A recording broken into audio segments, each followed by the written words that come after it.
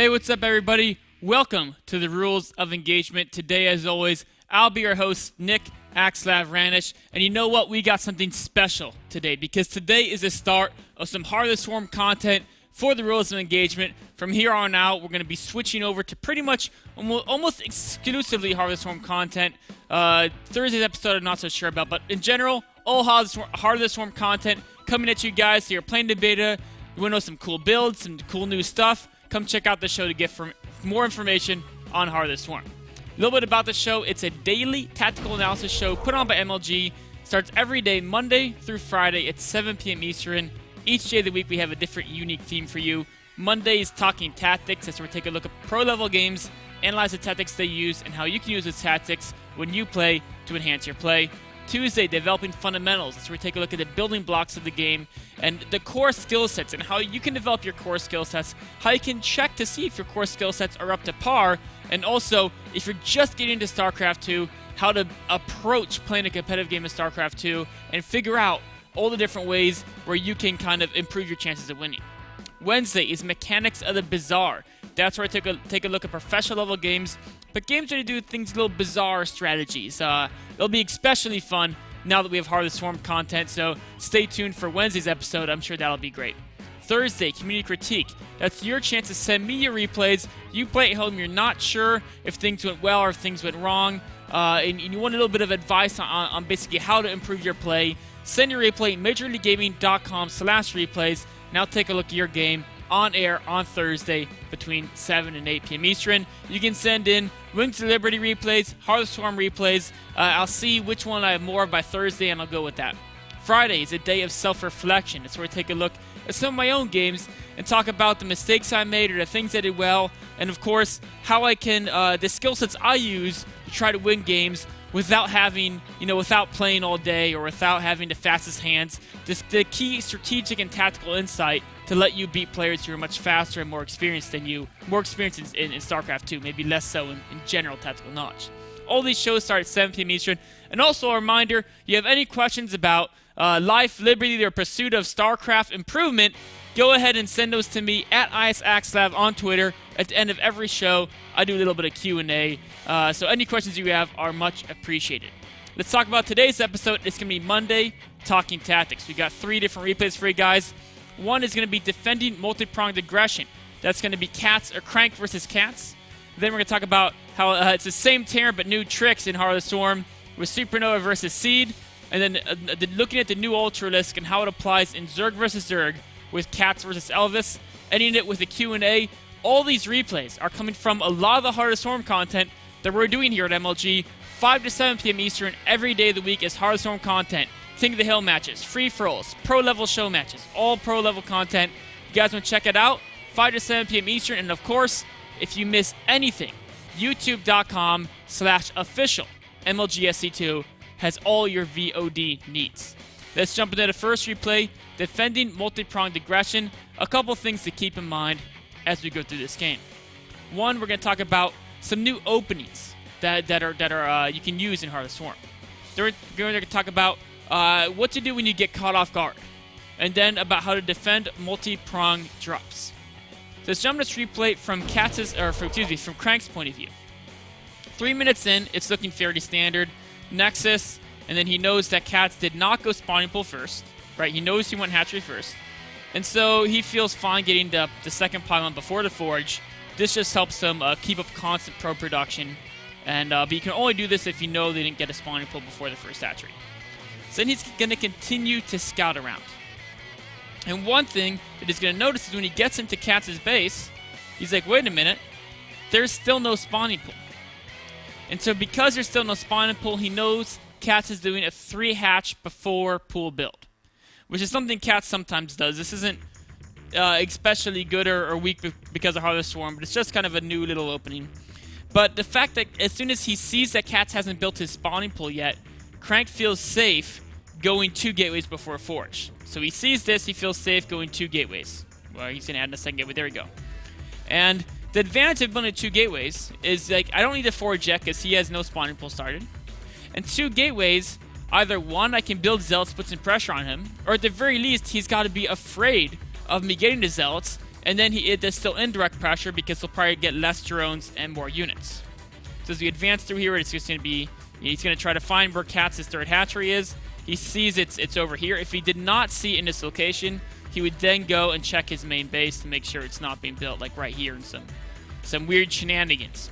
So now that he knows exactly what Katz is doing, the game is going to progress fairly normally for the next few minutes. The next thing I want to talk about is one of the really cool new Heart of the Storm units, and that's going to be the Oracle. So we're going to see Crank's going for the Stargate opening, and using his Stargate, he's going to make a couple Oracles. And Oracles are a new ground unit that have a devastating anti-ground attack. So we can look at it right here. It does it basically does 0.86 attack rate, but it does 25 damage to light. So 0.86 attack rate is the same attack rate of a Marine, but it does 25 damage each shot. So it kills workers extremely fast. And what this does is it forces Zerg players to prepare more extensively for airborne threats. Because the Oracle is a greater threat than Void Rays or Phoenixes are early in the game. You can't just say, okay, when the air comes to me, I'll build some spores and I'll be okay. No, you gotta preemptively discover some defense unless you're positive your opponent is not going air. So you gotta be a little more proactive about it. That's why we see Katz is going Hydrolus. And if he wasn't going Hydrolus, he would have preemptively built Spore Crawlers. You gotta do one of those two things. So Katz is already getting ready to deal with these Oracles because they're a threat that he hasn't thought about yet. So the next thing we want to talk about is going to be what you do when you get caught off guard. So let's advance a little forward into this game. And as we get here, we can see Cranks is doing a standard 3-base build, very fast third. And this is a new type of thing you can do in Heart of the Storm.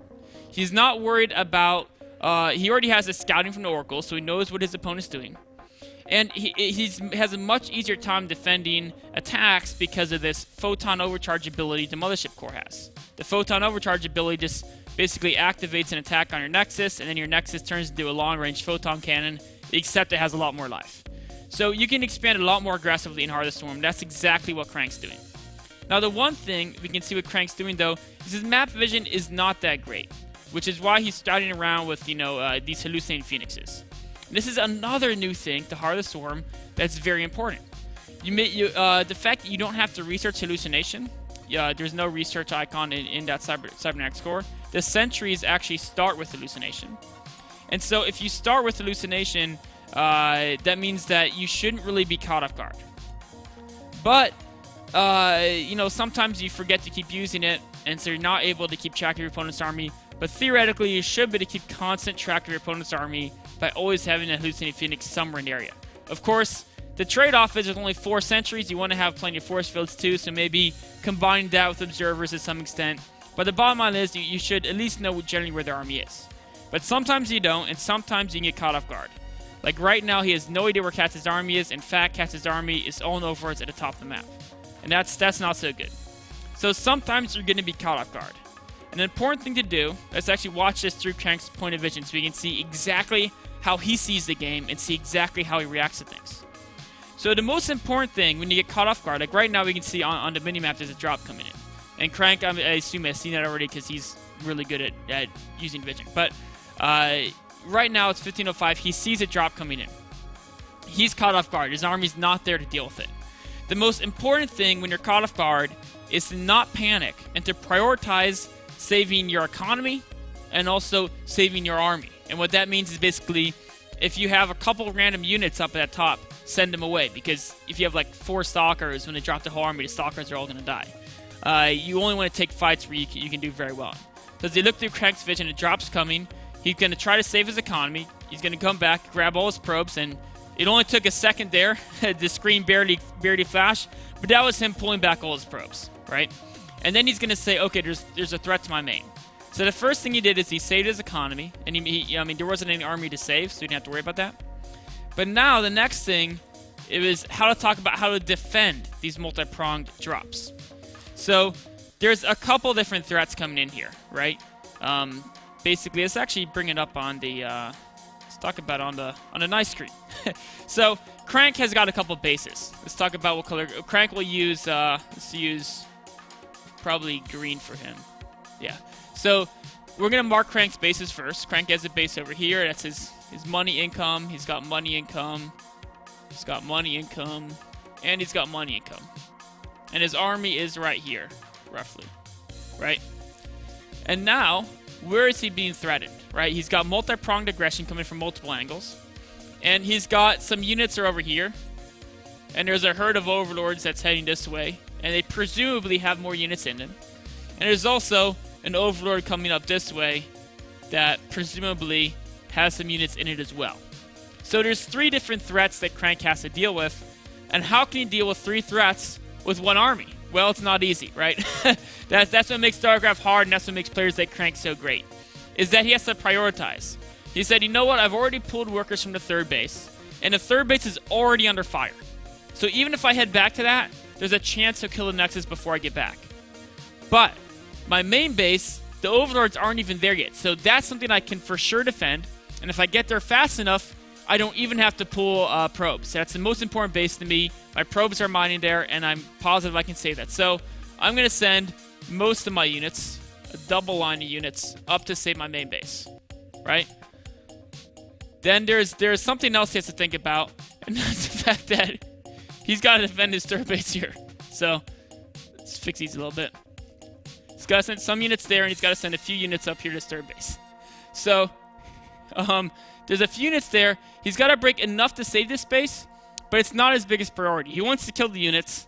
He says, as long as I save my main base, and maybe I'll lose a 3rd, but at least I kill the units. But if I only lose 1 base and I kill 3 different armies, that's a win for me. The last part is this small army here over by his 4th base. So the 4th base is just a single overlord. He could drag a few units and separate, a small squad out here. But there's a new thing in Heart of Swarm called the Mothership Core. And you know what? He's got 2 big threats here. He wants his full army and full weapons to deal with that. So what he's going to do is he's going to use the Mothership Core's Photon Overcharge ability. And he's going to use that to basically defend this with Photon Overcharge. So we'll put a little star here. That base is safe because it's got the Photon Overcharge. And the important thing here is to understand the strength of everything. So this is the big threat. So he sends the majority of his units up here. Put a big square. This is a small threat, so he puts a small amount of units over here. And then, of course, the smallest threat he can deal with just the Mothership Core. The Photon Overcharge cannot deal with the whole army, but it can be a great way to deal with a small amount of units. So as we jump back in the game, we're going to see exactly how he reacts to everything. We can see his armies here. He's saying, okay, this base, it's not as important as the main base. Why? I already pulled the probes out, and I do not want to have to pull these probes out. The second thing is, there's already a Hydrolist dropped and attacking my Nexus. There's a chance I'll lose this no matter what. So, prioritization is get my whole army going up to the main. Now, once that's done, I make sure my main's safe. Then, I'm going to peel off some of these guys and go and save this 3rd base if I can. And if I can't, well, I can't. But if I can, I can save it. The most important thing, though, is make sure that my main economy is going good and prioritize saving that so he doesn't even have to pull these probes at all. Sure, he might lose a couple, but the economy is still going. And now that that's all set up, he says, okay, this is dealt with, this is dealt with. Wait a minute, this is flashing over here. But you know what? The Photon Overcharge, he's just, Cat's tried to drop a few Hydrolists to maybe get a Nexus kill while Crank was distracted. But Crank is prioritizing his actions. He looked at this last. In fact, if we go back here, we can notice he didn't even bother going here and trying to defend it. Oops, it's X8 just a bit. He didn't even bother going back here and trying to defend it at first, right? He just said, you know what? Make sure these are safe. And these Hydras can shoot a bit. Make sure both these are safe. And then now, once he waited till he even got halfway dead, then he Photon Overcharge it. And the reason, it's not like he intentionally waited for the shields to get halfway. The only reason that happened was because he was prioritizing his intentions on defending 2 more important bases. Those are the ones where there is a significant investment from Cats, so you'd rather defend those, and those are ones that are already mining. So then from here on out, I mean, we can see here, look at the army size, right? 180 food to 136, not to mention the fact that it's, well, actually, it's nothing. I was going to say it's just Hydrolist, but it's actually just nothing. There's 3 Hydras, 3 Infestors, versus 4 Colossi. It's going to be 6 Colossi. Yeah, I mean, the game's over here, right? There's nothing. Cat's sure he has some money, but it's not going to help him. Crank's army's way too big. And it all came from just an excellent defense. And the defense started with a couple key points. So if you ever get caught off guard, the first thing you want to make sure about is one, you don't panic, right? It's very easy. You see dropships coming everywhere, and what you do is you just like stare at your Nexus as it dies. And you're like, oh no, he's killing my Nexus. Oh no, it's going down. It's going down. And then it dies. You're like, oh no, man, he got me good. But instead of doing that, you should say, oh no, he's attacking my Nexus. And that should just be not having to look at it, right? If you notice, Crank didn't even look at it. He just saw the red dots on the map. He's like, oh, he's attacking my Nexus. He didn't go and stare at it and watch it die, because watching units die, it's not fun. It's more fun to actually do things to prevent them from dying. So you gotta not panic. Don't care about the damage. Just one, save your economy, save your army, and then prioritize which places you need to defend. So he prioritized that top left base, then he prioritized the natural, or the third base, excuse me, and then he went and defended his forward that photon overcharge. So the three important things to remember: if you get caught off guard, you don't want to panic. And then to defend multi-drops, you gotta prioritize your most important bases, but then make sure you try to save everything if possible. That wraps it up for this segment on talking tactics about how Protoss defends multi-pronged aggression. Take a quick break and be right back for the next segment. See you guys in a minute.